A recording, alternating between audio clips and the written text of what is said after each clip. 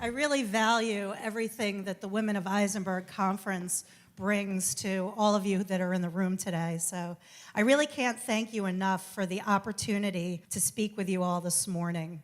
I was an out-of-state student, so I had to work a little bit harder to get in here and to make a difference.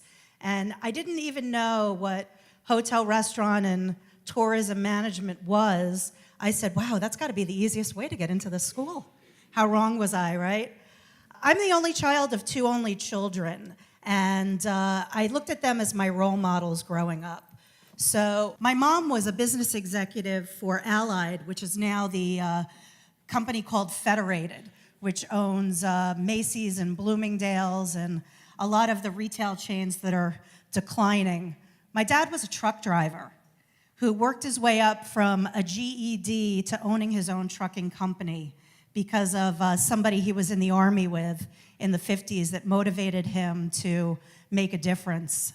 I can't say that I like Elvis Presley's music, but when my dad passed, he was on the watch list for the Elvis estate, and the military showed up in all colors to my dad's funeral, and I found out that it was Elvis, so I like Elvis music now.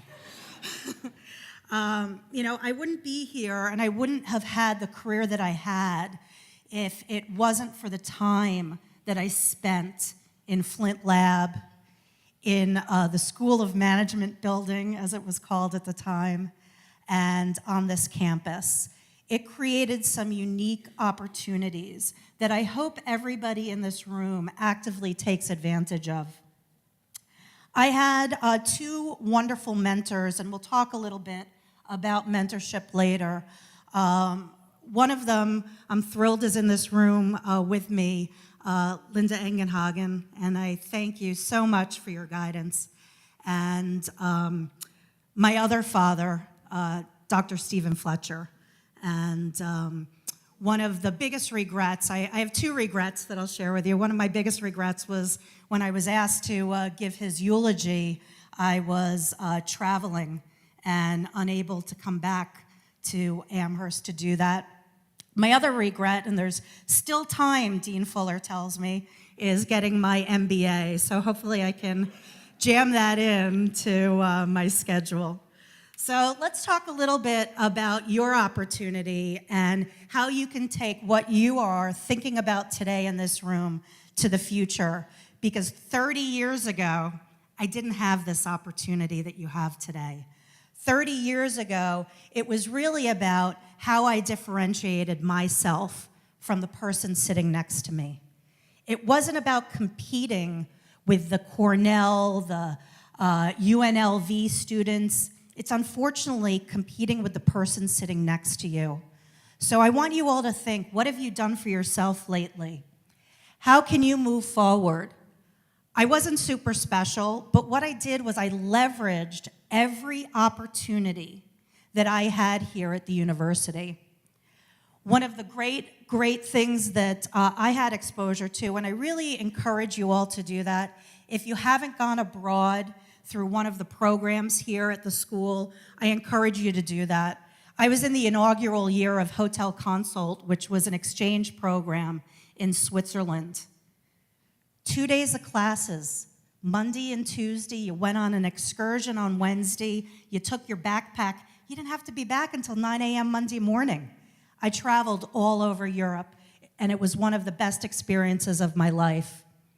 Linda remains a mentor because even though she didn't talk to me for 15 years because I didn't go into law, I was her TA when I took her hospitality program.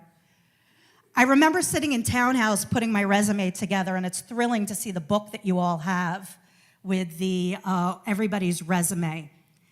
I did my resume as a menu, right? I was a HTM major, so it was 2 pages, and it opened like a portfolio. I remember sitting on the couch with my roommates, all from Sharon, Massachusetts, and I remember one of them saying, "What do I need to do when I go into that interview?" And I said, "You need to have a catchphrase." And my catchphrase in my interviews was, when I interviewed with a company, I told them I wanted to be a root and not a weed. that I didn't want to be there for the short term, that I wanted to get underground. I wanted to be part of their organization, part of their fabric. You can see some of the things that I did when I was here at the school. My parents were pretty funny. You know, at HTM, you have a 100-hour requirement 2 summers in a row before you graduate. I don't know if you still have that, but my parents tried to buy my way out of it with the school. My daughter's not working until she has to work. So clearly that didn't work. But I had a great time with Marriott.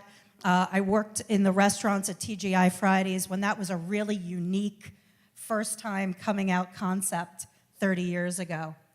But I made sure that I had a great balance here at school, that if I partied 70% of the time and I studied 30, then the next day I had to flip the switch and I had to study 70 and then only party 30. I made sure that I got involved with as much as I could so that I could leverage that on my resume to differentiate myself. So what I want to tell you today is know who you are, know your worth, because when I interviewed, I had the privilege of being the chair for Career Day. So I met every company that came here. And it was a gentleman that bird-dogged me the entire time and said, "Why aren't you on our interview list?" I had no interest. I wanted to be one of those 2 people from the United States picked to do my internship with a major hotel corporation in Hawaii. I didn't care that it was $14,500 opening salary. I wanted to live in Hawaii. I went and I sat and I had that interview. And as I waited for the offers to come in, the Uniton Corporation thought I was holding out. And I never realized until then the strategy of playing hard to get. What happened was I had a reversal. They came back twice with higher offers because they thought I was hedging my bets.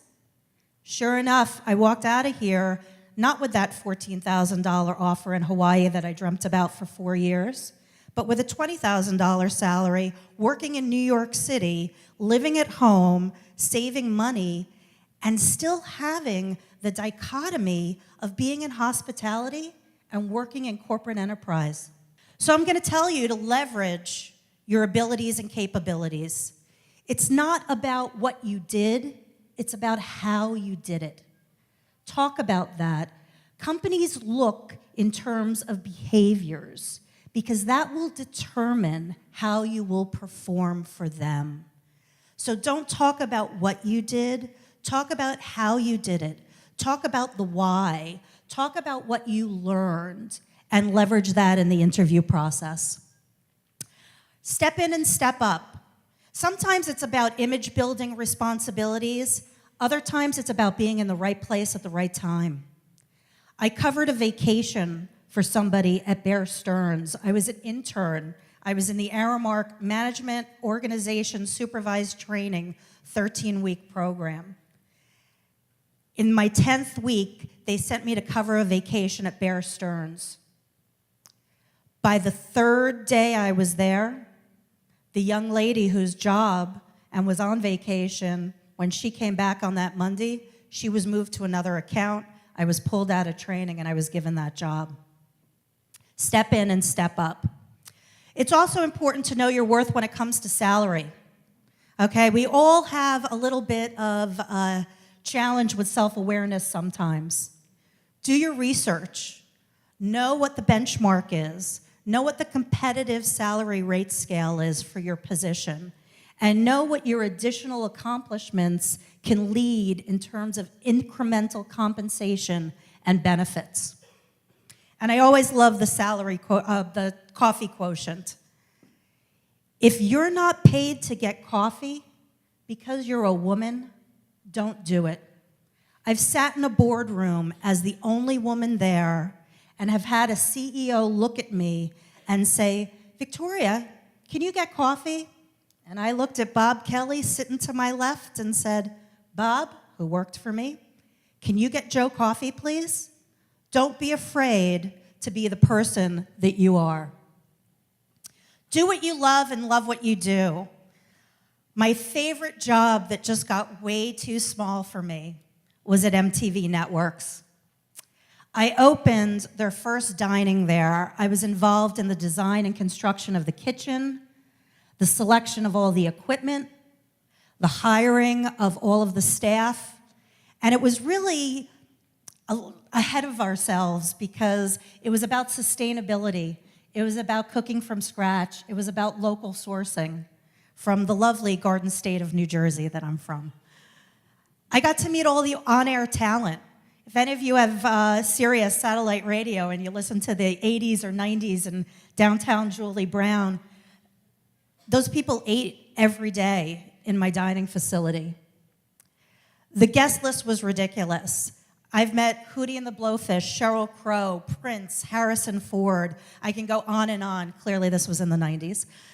My favorite experience was with Cindy Crawford. What an incredible, beautiful person inside and out. She was the host then of House of Style. And when she came into the lodge, I was just so taken aback. She was the one person that I couldn't speak when I saw her. She was so statuesque, well-carried, beautiful, and a lovely, lovely human being. When I bought her her lunch, she said, "Who are you? Why are you buying me lunch?" I said, "You're a role model because you have a voice and you stand up for women in a very tough industry." And to this day, I always look to see what she's up to and doing. I was there during the first Summer House, well before the Jersey Shore and the knuckleheads that we've all seen on TV. I had to partner with 7-Eleven because we did the first MTV Summer House Slurpee program that went national. And I was there when I catered the green room when the verdict for O.J. Simpson was read, and the Reverend Jesse Jackson and Al Sharpton were our guests there to see the live verdict. Don't be afraid to fail and be fearless. These are some of, I think the first 4 are some of the things to really keep in mind about when you move on from your first job, because you will. You will build a career progression, and it may not always be with the same company. So remember, it's your resume, it's paper that gets you the interview, but it's what you can convey about your experience that will get you the offer. You need to have great references. You need to have a circle of influence that you can rely on, whether it's past employers, whether it's colleagues that you've worked with or for, or it's departments that you've supported, whether it's external events in your home community, or if it's associations that you choose to get involved with within your specific disciplines in business leadership. Technical competence accelerates your advancement. Learn the nuts and bolts of the program. If you're a master of the system, you move quicker because then you're able to leverage the technology, the details, and your intellect. So it really becomes a trident of accomplishment that helps you move forward. Make the right choices and take the right chances. I worked for Bankers Trust, and I had 5 locations in 3 states. I had a team of probably 85 folks working for me, and there was an opportunity to open Ernst & Young's new world headquarters at 5 Times Square in New York City. They were one of the first companies to move from the finance area to what was then a pretty seedy part of New York, and to put a tent pole down. And for the opportunity to open that business, to start again another project from construction and the ground up, I took that job. It was a single location. I only had 21 people working for me, and it was less managed volume, but it had greater visibility because of the name, because of where it was, and because of what they were trying to accomplish. So don't be afraid. It's not a career ladder.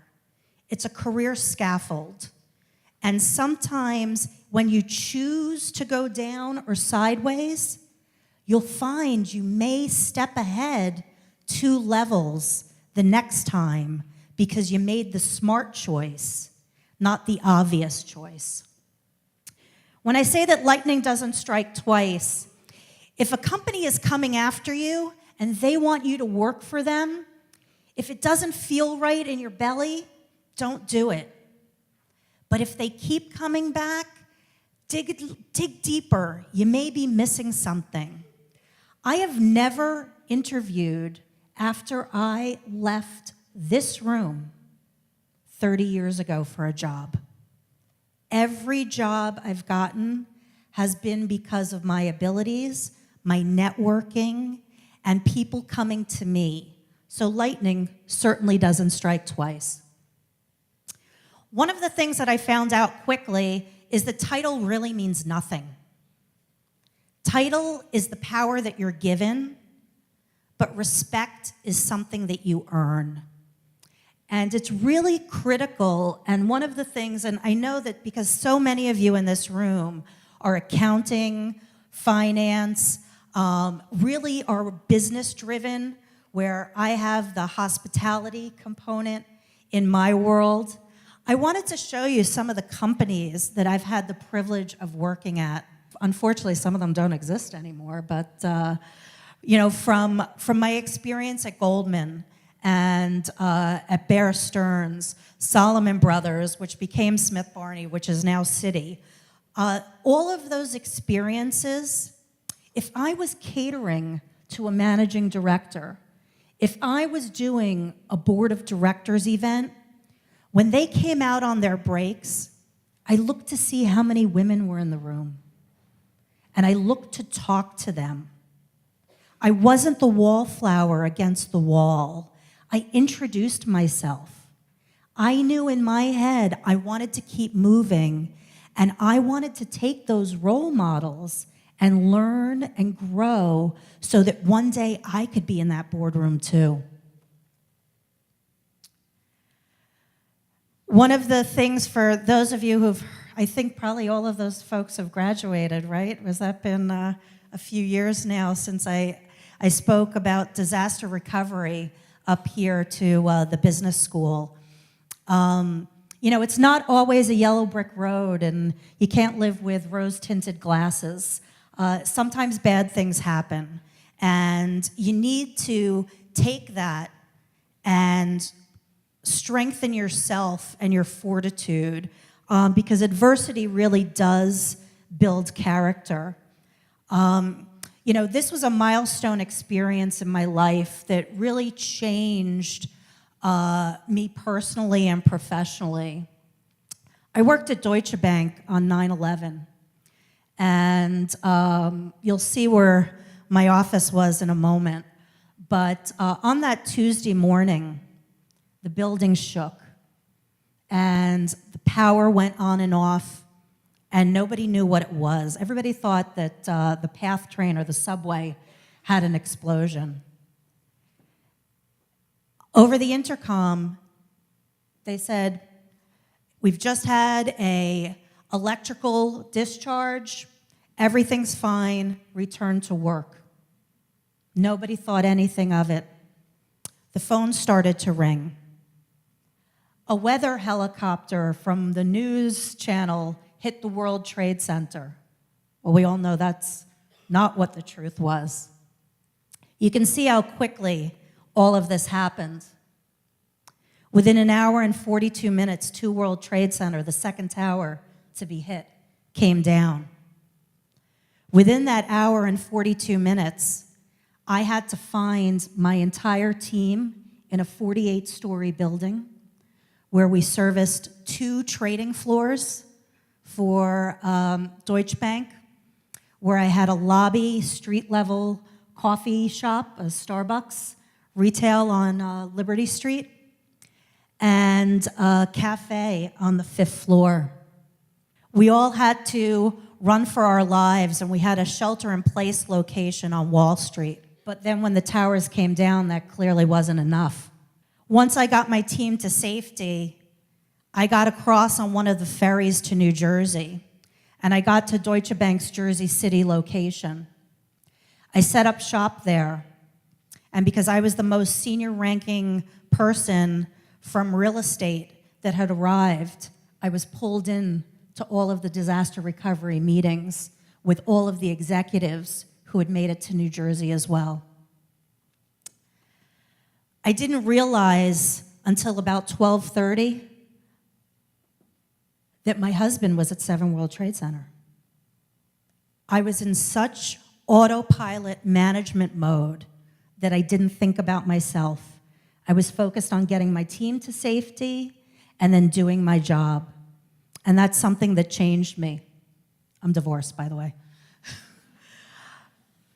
6 months later, I had to go back to 130 Liberty Street. And if you Google that, because I'm sure most of you in this room were about 3 years old at the time, because that building was owned by the bank and it was literally cut in half by the World Trade Center, they had to take that building down brick by brick over quite a number of years. Before they did that, my boss at Deutsche Bank had a beard, and he wouldn't shave it. So I had to go in to identify and claim assets at 130 Liberty Street for the real estate department. I was the 82nd civilian and the 3rd woman. I had to go through 2 months of training. I had to have chest x-rays. You didn't ask questions, you just thought it was the protocol, right? I didn't know what the unknown health risks were. And I had to wear a respiratory complete set so that none of my skin was exposed during that time. When I came out through the decontamination center on the other end 6 hours later, I was literally scrubbed down. This was what I saw that day. This was my building, still smoking, that I went into. This was me. My office was to the left of that column. And this is me going in, reclaiming assets for Deutsche Bank. This was my cafeteria 6 months later, right? Like the Titanic, it was just frozen in time. This was such a unique experience for me, and it's really changed my perspective on how I lead and the importance of being empathetic. Sometimes as a leader and as a woman, we try to be extra determined and hard. You don't have to be that. You can have emotion. You can show care and concern for your team members, because that's when power flips to respect. And it really took me from being a manager to a leader. And that's when I started to get elevated in my career and I became a regional director. I wanted to keep growing and excelling. So I changed my resume, and instead of making it about the experience, again, I made it about the competencies. I made it about what I brought, not what I did. It's important before you leave here that you take advantage of your teachers. Dr. Fletcher was my guide for many years, and I would talk to him, and at one point he could not speak and he spoke through a dictaphone, and he would still give me advice and counsel. If you do not have that person here or in your life, I encourage you to find that sounding board. Find that person who's not your parents, who is a champion but can be objective with you as well. Mentors really aren't enough. Sometimes you can have a mentor, that knows that you're mentoring them. Sometimes it's somebody that you look up to. It could be a celebrity. It could be somebody in business that you applaud and you meet. Or it could be somebody who doesn't even know that you're watching. Look at people, take those nuggets of wisdom and categorize them in your head, because you may not use them today, but you may use those learnings tomorrow. You go from mentors as you grow in your career to having a personal board of directors. I have a group of people that I rely on that are industry experts, men and women, who I look at as my role models to give me sage advice, to be critical when I'm not, and to see my faults when I don't. They're also my champions that help elevate me and always create opportunity to help me shine or grow. And then when that's not enough, if you don't feel that you're moving forward, if you're challenged and you feel stagnant, go to the outside. Invest in yourself. I invested in an executive coach. We broke apart my resume. That's when it flipped from experience to competencies. That's when I looked at what are the metrics? What are the verbs? What are the things that I've done and accomplished, not by just stating them, but by elevating those experiences. When I'm here at school and some of the folks that I meet say, well, you know, I'm just a bartender at one of the bars in Amherst, or the only experience I've had has been babysitting for some of the freshmen. That's not a oh, but. That's a, let's talk about, well, babysitting. You're responsible for supervising somebody who does not always listen. You're responsible for security for that individual, for planning, for keeping that person engaged, and for teaching and helping them grow. That sounds a lot different than babysitting, and that could become a resume builder. Don't discount anything that you've done, because there's a right way to present it that leverages that experience. Always have a plan B. So I was a vice president in New York City. I had a great client portfolio, L'Oreal, Tommy Hilfiger. I still had Ernst & Young and Deutsche Bank, Sony Music, Random House Publishing, so many. I can go on and on and on. I needed a change, right? At some point, you can't take on more responsibility without your four walls changing, because it only compromises your time management. You want to do something different. So I raised my hand and I volunteered for a project, and I went to go to the World Bank, and my company took over the dining there, where there are 172 member countries. And the prior contract food service company had been there since the World Bank was created after World War II. So had been there for 39 years at the time when I got there. And I didn't speak multiple languages. I was the first woman. I was Jewish. I was everything that I was not supposed to be to run a $27 million dining enterprise on Pennsylvania Avenue in Washington, D.C. But I wanted that experience. It was a dangling carrot. The company said, hey, we've got this great opportunity in Washington, D.C. for you, and I took it. It didn't work out the way that I expected. The market crashed in 2007.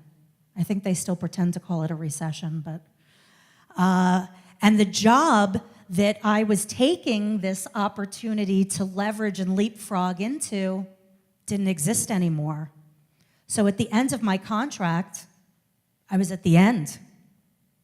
I sat on my couch for 9 months and tried to figure out what I needed to do while I waited out my non-compete. Again, my network reached out to me. And one of my friends who said, if you ever leave Restaurant Associates, come work for us at Culinart. And I said, all right, small, family-owned company, let me go and do that. And I flipped the dial, and I went from being an operations professional to a sales professional. I had sold business. I'd been on tours. I'd grown my territory, but from an operations mindset. So I took all of those experiences and I flipped it and I went into sales.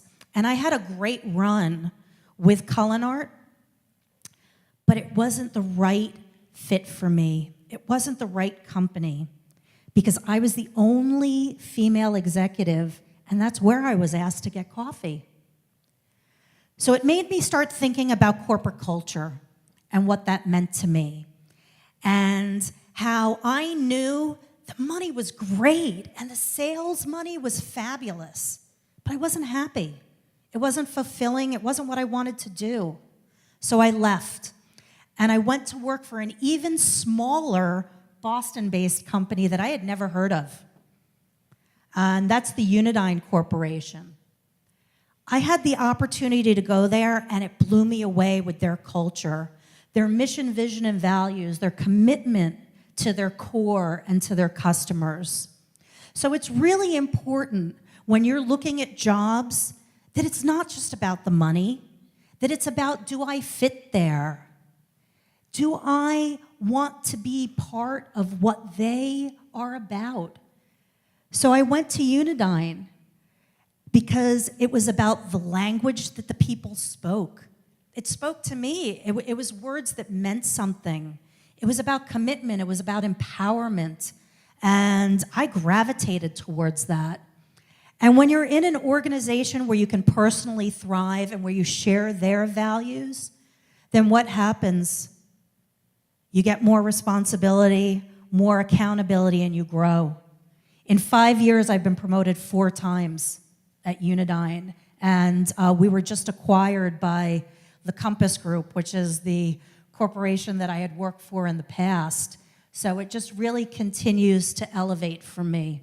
It's important that when you're setting your own goals, that you're thinking about your personal vision. You see success up here today. I am a train wreck at home. And I will talk about work-life balance, but people don't see the contribution. They don't see the hard work. They don't see the challenge. They don't see the 18-hour days. They just see the accomplishment. It really takes a lot, and you need to persevere, and you need to work through it, because unless that culture doesn't mesh with you, you need to figure it out and keep motoring forward. Because I'll tell you, working hard does not get you recognized. Working smart really does. We didn't have social media when I was up here at school. We didn't even have cell phones. And, I just want to say, in the age of social media, that doesn't die. It follows you everywhere. Everybody says that there's no such thing as bad press. Stay away from bad press. You need to have positive press. You need to be aware of your personal composition. I got kicked out of the Culinary Institute of America after I graduated from UMass because I had huge Jersey 80s hair. I had long fake nails and tons of jewelry.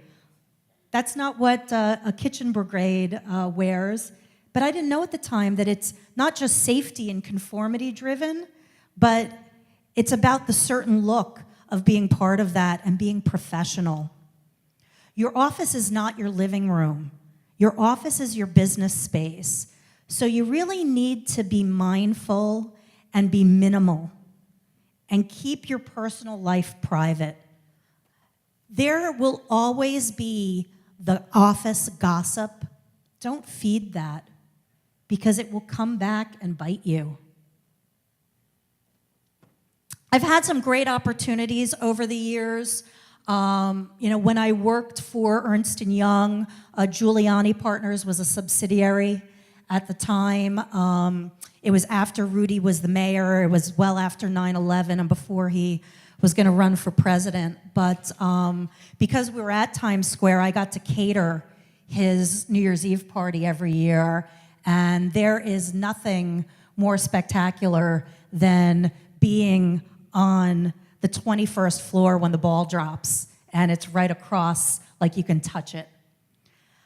I've met some great celebrity chefs over the years. When I worked at the Compass Group, Wolfgang Puck was part of their arsenal. And I think you all know Mark, who graduated from Isenberg. Ironically, his partner, Chris, sat in one of my lectures years and years ago, and ironically came to work for me. So these gentlemen are great friends. Because food is my passion, I got involved in other areas that weren't work-related with the James Beard Foundation. And because of that, I've been able to leverage my profile as an industry leader. You're going to hear later about work-life balance, so I hope you join that session. I don't have a work-life balance.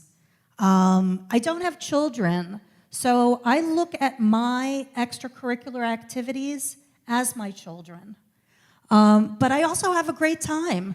Because of what I do, I've been to the Super Bowl, I've been to the World Series, I've been to the Daytona 500.